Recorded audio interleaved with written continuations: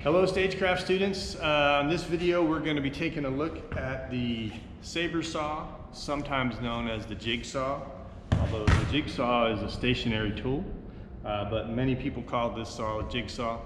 Its proper name is a Sabre Saw, either one is fine. The Sabre Saw is essentially the handheld version of the bandsaw, which we've already looked at. It's used for making curved cuts in wood or steel, whatever we want. We can change out our blade. This is a pretty standard blade in here right now.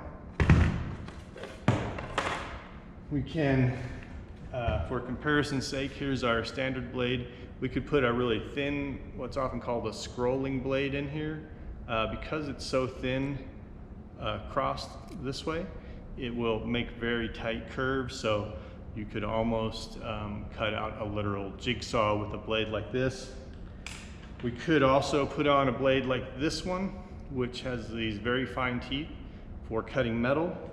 And then you might find one which has a little bit larger teeth like this, and it's even, the blade itself is larger.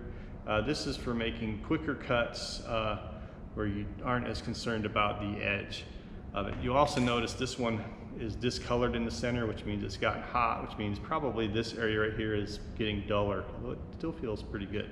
So depending on what blade we put into the saw, it can do many different tasks, all of which involve curved and irregular cuts. It's very difficult to make a straight cut with the Sabre Saw. The blades are pretty easy to take in and out on the version we have. There's just a little lever right here. Drop the blade in, and oops, maybe not quite as easy as I say. There we go. We drop the blade in and it's ready to go.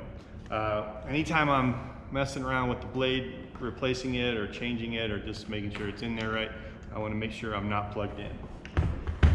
Once I plug this in, we're ready to go.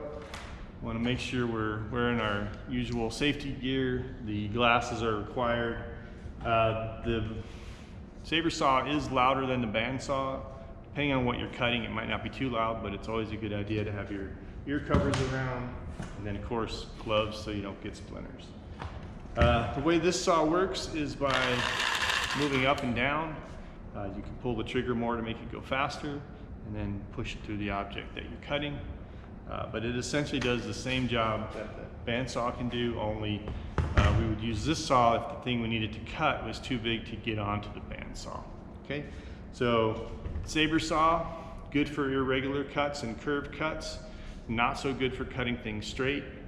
Have a lot of different blades we can put in it so we can cut different materials and make tighter cuts if we need.